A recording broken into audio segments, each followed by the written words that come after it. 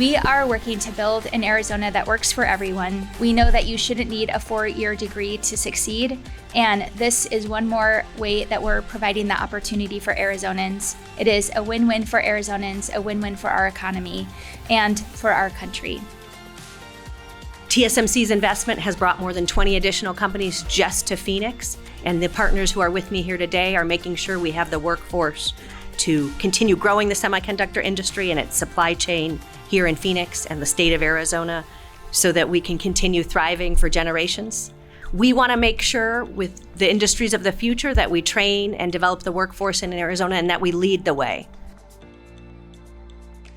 TSMC Arizona is investing more than $5 million in these programs, representing full-time, competitive wages and tuition support. The programs we discussed today start in 2025, but we are recruiting now. Visit the TSMC Arizona website, click on Jobs to learn more and to apply. These students are taking advantage of the classroom learning and on-job training to prepare them for roles operating state-of-the-art machinery in TSMC's facilities.